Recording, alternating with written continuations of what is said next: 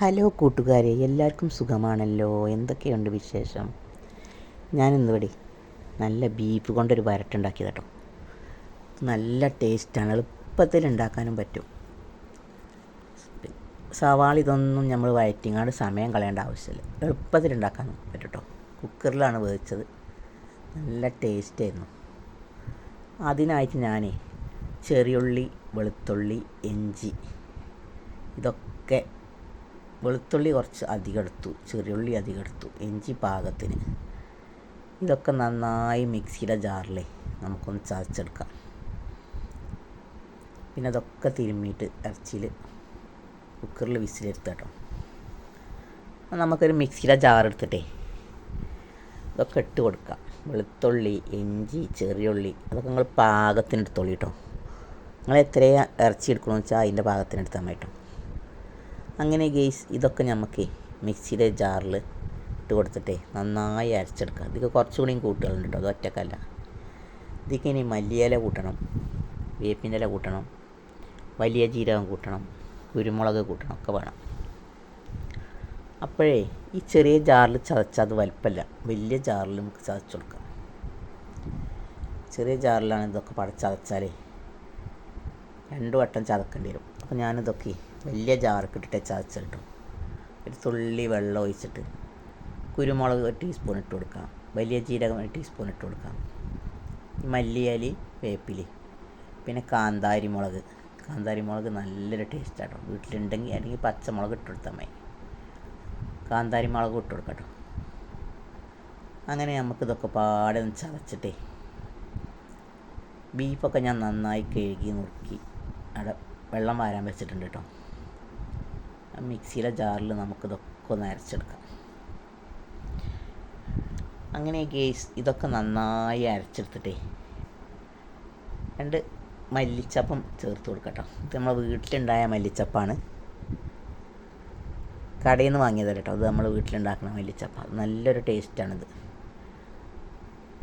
വേപ്പിനലിയും ഇട്ട് കൊടുക്കുക. ഒരു ലേസം 1 ടീസ്പൂൺ വെള്ളം, 2 ടീസ്പൂൺ വെള്ളം ഒഴിച്ചിട്ടേ അരച്ചെടുത്താൽ നന്നായി അരഞ്ഞിട്ട് കേട്ടോ. അങ്ങനെ ഗേസ്, നമ്മളെ ചതവുകളൊക്കെ നന്നായി അരഞ്ഞ് വന്നിട്ടുണ്ട്. അതല്ലേ, ഇങ്ങനെ അരയണം. ഒരു തുള്ളി വെള്ളം ഒഴിച്ച് കൊടുത്താൽ മതി കേട്ടോ, നല്ലോണം അരഞ്ഞിട്ടു. അങ്ങനെ ഗേസ്, നമ്മളെ ബീഫൊക്കെ നന്നായി കഴുകി വെള്ളം വാരാൻ വെച്ചാൽ കേട്ടോ. അത് 1.5 കിലോ ബീഫുണ്ട്. ഇത് നമുക്ക് ഒരു കുക്കറിൽ ഇട്ട് കൊടുക്കാം. ഇത് കുക്കറിലൊക്കെ ഇട്ട് കൊടുത്തിട്ടേ ഇങ്ങനെ വെക്കുമ്പോൾ നല്ലൊരു ടേസ്റ്റാണ്. നമുക്ക് അധികം വഴറ്റാനും അധികം ഓയിലും എണ്ണയൊന്നും ഇതിലാക്കേണ്ട ആവശ്യമില്ല. ഇതിൽ മസാല തിരുമ്പി 1 മണിക്കൂർ നേരം വെക്കണം കേട്ടോ. 2 സവാള, 2 തക്കാളി, ചെറിയ തക്കാളി കേട്ടോ, വലുതാണെങ്കിൽ 1 മതി. ഒരു 3 പച്ചമുളക്. നമ്മൾ കാന്താരി മുളക് അരച്ചിട്ടുണ്ടല്ലോ, അതുകൊണ്ട് 3 പച്ചമുളക് മതി കേട്ടോ. അതിൽ നല്ല എരി ഉണ്ടാവും. അങ്ങനെ തക്കാളിയും സവാളയൊക്കെ അതിലിട്ട് കൊടുക്കുക, പച്ചമുളകും. ഇത് വഴറ്റാൻ നിൽക്കേണ്ട ആവശ്യമൊന്നുമില്ല, ഇതിങ്ങനെ വെക്കുമ്പോൾ തന്നെ നല്ലൊരു ടേസ്റ്റാണ്. പിന്നെ ലാസ്റ്റ് ലേസം വെളിച്ചെണ്ണ ഒഴിച്ച് കൊടുത്താൽ മതി. അങ്ങനെ ഗേസ്, ഇതൊക്കെ ഇട്ട് കൊടുത്തിട്ട് നമുക്ക് പൊടികൾ ചേർത്ത് കൊടുക്കാം. ഇതിപ്പോൾ അതിക്ക് ചേർക്കാനുള്ള പൊടികളാണ്: മല്ലിപ്പൊടി 1.5 ടീസ്പൂണ്, മഞ്ഞൾപ്പൊടി 1/4 ടീസ്പൂണ്, കാശ്മീരി ചില്ലി 1.5 ടീസ്പൂണ്, ഉലുവ 1 ടീസ്പൂണ്, സദാ മുളക് 1 ടീസ്പൂണ്, പിന്നെ കറുകപ്പട്ട, ഏലക്കായ്. ഇതൊക്കെ കൂടെ ഇട്ടിട്ടേ നമുക്ക് അതിൽ ഇട്ട് കൊടുത്തിട്ടേ കുറച്ച് സുർക്കയെ, കുറച്ച് ചെറുനാരങ്ങൻ്റെ നീര് ഒഴിച്ചണം കേട്ടോ. ചെറുനാരങ്ങൻ്റെ ഉണ്ടെങ്കിൽ ചെറുനാരങ്ങ ഒഴിച്ചോളി, അല്ലെങ്കിൽ വിനാഗിരി ഒഴിച്ചാൽ മതി. അങ്ങനെ അതൊക്കെ അതിൽ ഇട്ട് കൊടുക്കുക. നമുക്ക് അതൊക്കെ ഇട്ട് കൊടുത്തിട്ട് നമുക്ക് നന്നായി തിരുമ്മണം കേട്ടോ. കുറച്ച് വെളിച്ചെണ്ണ ഒഴിച്ച് കൊടുക്കുക, കുറച്ച് സുർക്കി ഒഴിച്ച് കൊടുക്കുക, അല്ലെങ്കിൽ ചെറുനാരങ്ങൻ്റെ നീര്, പാകത്തിന് ഉപ്പ് ഇട്ട് കൊടുക്കുക. ഇനി നമ്മൾ ചതവ് ഇട്ട് കൊടുക്കട്ടോ. ചതവ് നമ്മൾ ഇട്ട് കൊടുത്തിട്ടില്ലല്ലോ. വെളുത്തുള്ളി, ഇഞ്ചി, കാന്താരി മുളക്, വലിയ ജീരകം, കുരുമുളക്, ചെറിയുള്ളി, ഇതൊക്കെ കൂടെ, മല്ലിയില, വേപ്പിൻ്റെ ഇല, ഇതൊക്കെ കൂടെ ചതച്ചാട്ടോ. ഇതൊക്കെ കൂടെ ചതച്ചാണ് ഇട്ട് കൊടുക്കുക. ഇനി അതും കൂടി ഇട്ട് കൊടുത്തിട്ടേ നമുക്ക് കുറച്ച് സുർക്ക ഒഴിച്ച് കൊടുക്കട്ടോ. ഉപ്പ് ഇട്ട് കൊടുക്കുക പാകത്തിന്. പാകത്തിന് ഉപ്പിട്ട് കൊടുത്തിട്ട് വേപ്പിൻ്റെ ഇല ഇട്ട് കൊടുക്കുക, മല്ലിയില ഇട്ട് കൊടുക്കുക. നന്നായി കുഴച്ചിട്ട് കുറച്ച് സുർക്ക അല്ലെങ്കിൽ ചെറുനാരങ്ങൻ്റെ നീര്, ഒരല്പം വെളിച്ചെണ്ണ, നമുക്ക് കുറച്ച് വിനാഗിരി ഒഴിച്ച് കൊടുക്കട്ടെ. കുറച്ച് ഒഴിച്ചാൽ മതി.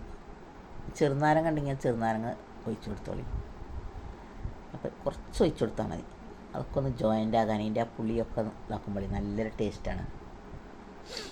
അങ്ങനെ ഗെയ്സ് അതൊക്കെ നന്നായി തിരുമ്മിയിട്ട് 1 മണിക്കൂർ വരെ വെക്കണം കേട്ടോ.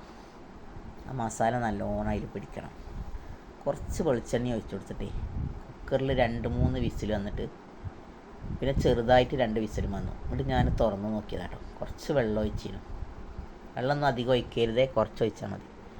അങ്ങനെ നമ്മൾ നല്ല അടിപൊളി ബീഫ് വരട്ട് അടിപൊളിയായിട്ടുണ്ട് കേട്ടോ. നല്ല ടേസ്റ്റാണിത്.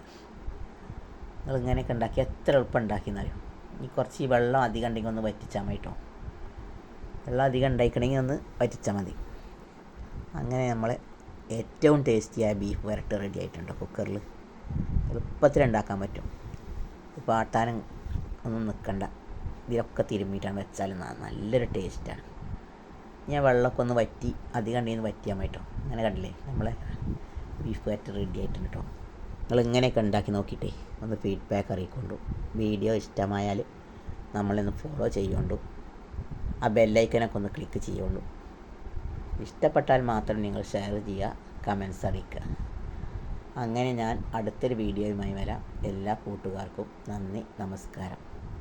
Thank you for watching.